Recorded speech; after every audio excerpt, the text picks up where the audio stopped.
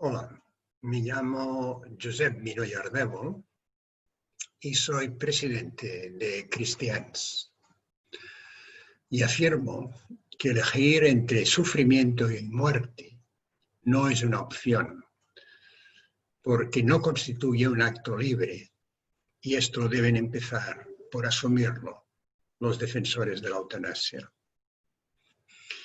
En el Congreso de los Diputados de España está en curso una propuesta de ley para legalizar la eutanasia, impulsada por el PSOE y apoyada por Podemos, y cuya tramitación se prolonga semana a semana por parte de la mesa del Congreso, esperando una circunstancia mejor que la actual. Pero ¿cuál es la causa de esta paralización temporal, de esta circunstancia mejor? La razón es muy concreta.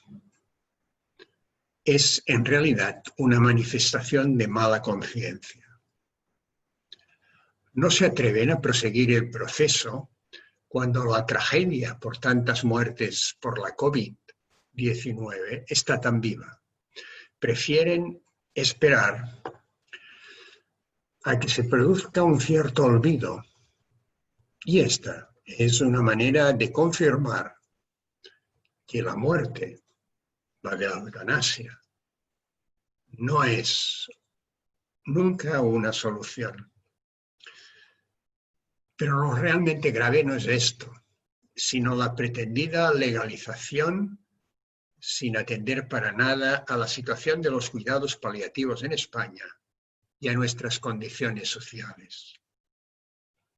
Porque si se trata de evitar el sufrimiento en la fase final de la vida, es del todo evidente que no se puede fiar todo a una opción que dice simplemente sufre o muere, que sería la situación si se legalizara la eutanasia.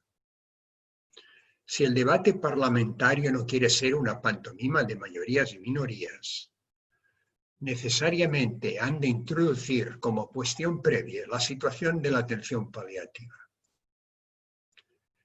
Para ello se dispone de un instrumento excelente, que es el Atlas de Cuidados Paliativos en Europa 2019, que se hizo público con motivo del 16 Congreso Mundial de la Asociación Europea de Cuidados Paliativos en aquel año en Berlín. El resultado describe, en el caso de España, un escenario terrible. Estamos situados a un nivel semejante al de Georgia o Moldavia. Polonia, un estado con un presupuesto mucho menor que el español, dispone de más del doble de recursos específicos, 587 por cada 100.000 habitantes, por solo 260 España.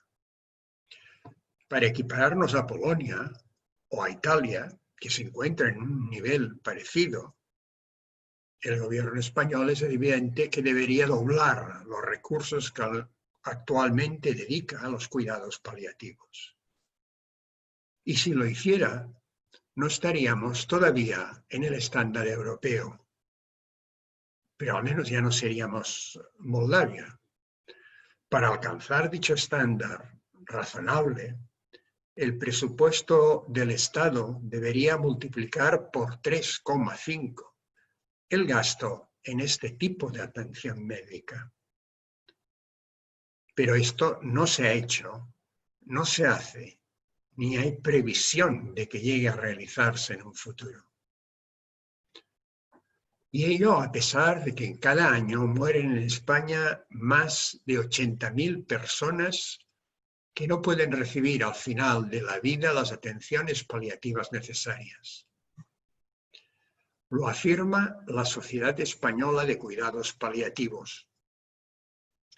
Y esto significa, la cuenta es sencilla, que en una década cerca de 1 millón de ciudadanos morirán condenados al sufrimiento por falta de atención médica especializada. ¿Qué hemos de decirles a todas estas personas? Que podemos ser cualquiera de nosotros, que puede ser cualquiera de nuestros familiares y amigos. ¿Les hemos de decir que estén tranquilos porque ya vendrá un médico y los matará con dulzura? ¿Es acaso esta la solución? Porque con el planteamiento actual, y si no lo cambiamos, no hay otra. Pero hay más cosas en este contexto de la eutanasia y el escándalo de la falta de atención paliativa. Hay 250.000 personas en la lista de espera de la dependencia, muchas de ellas en situaciones de discapacidad severa y dolorosa. Hay 2,5 millones de personas que viven en condiciones de pobreza severa, que condiciona todas sus vidas y las deja inermes ante el dolor y el sufrimiento. Hay más de 2 millones de personas mayores de 65 años que viven solas. De ellas, 850.000 tienen 80 o más años y la gran mayoría son mujeres, más de 660.000. Sin que muchos de ellos dispongan de la capacidad para ser autosuficientes en su vida cotidiana, que es vivida en condiciones de indefensión extrema. Estas mujeres, hay que decirlo, son las grandes olvidadas de programas de ayuda y asistencia. Y ello revela el extraño feminismo de un gobierno que en lugar de atender primero a las más necesitadas, las olvida. Y todo esto antes de la gran crisis económica que está provocando la pandemia y que extremará las condiciones de vida adversa de muchas más personas y multiplicará las condiciones sociales del sufrimiento. Es necesario que el gobierno y nuestros legisladores sean conscientes de esta dramática situación y consideren el precedente de la sentencia del Tribunal Supremo de Estados Unidos de 26 de julio de 1997. Un tribunal con mayoría designada por el Partido Demócrata, y lo subrayo para que no haya lugar a malos entendidos, que afirmó que la eutanasia es una vía para coaccionar a los más débiles y dependientes. Y esto es lo que sucederá en España si se aprueba la ley. La idea de que la petición de morir será lúcida y responsable cuando el sujeto es susceptible de situaciones de desamparo, dolor físico y psíquico, es una patraña. Porque objetivamente ningún acto cometido bajo aquellas condiciones sería aceptado por una decisión libre y autónoma por un juez o por un jurado. ¿Por qué quieren revestirla ahora de legalidad? Esos son tan decisivos los cuidados paliativos y el acompañamiento en la fase final de la vida. Y ello para toda la población, y esta es una condición previa a todo, para establecer la libertad de elección y la autonomía personal y evitar la imposición del Estado. Solo unos cuidados paliativos al alcance del 100% lo garantizarán esta libertad de elección y preservarán de la coacción del Estado sobre los más débiles. El gobierno que se declara progresista y el conjunto de los diputados que lo apoyan ha de recordar el caso de Portugal. En nuestro vecino país, la primera ocasión reciente en el que se intentó aprobar una ley para legalizar la eutanasia, el resultado fue el rechazo por parte del Parlamento. Y esto sucedió porque el Partido Comunista unió sus votos a los que eran contrarios a ella, con un razonamiento muy semejante al del Tribunal Supremo de los Estados Unidos que antes he mencionado. Y es que en una sociedad tan desigual como las nuestras, la eutanasia es en la práctica un instrumento que se aplica a los más pobres, débiles y necesitados, los que no disponen de medios para evitar el sufrimiento, ni disponen de la compañía familiar para el momento final de la vida.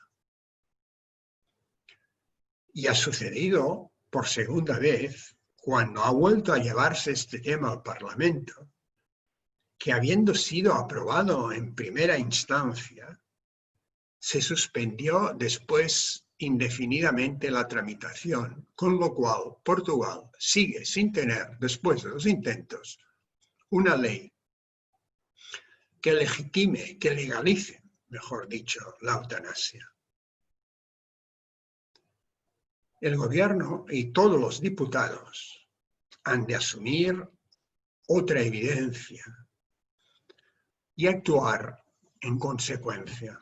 Esta otra evidencia es que ya en 1990 la Organización Mundial de la Salud estableció con claridad que la respuesta son los cuidados paliativos. Y esto lo dijo hace 30 años, cuando la capacidad de la medicina para superar el dolor era mucho menor que ahora. El propio Consejo de Europa, en su resolución 1859 del 2012 de 25 de enero, sienta el principio de que la eutanasia, entendida como acto intencional de matar, debe ser siempre prohibida. La consecuencia de todo esto es el panorama que existe en Europa y en el resto del mundo. Solo un puñado de estados soberanos la han legalizado. El Benelux en Europa, mientras que en el contexto global lo han hecho además Canadá y Colombia. Algunos otros estados soberanos aprobaron el suicidio asistido, caso de Suiza, pero esta cuestión, que es distinta, no forma parte de la ley española. La conclusión es muy evidente.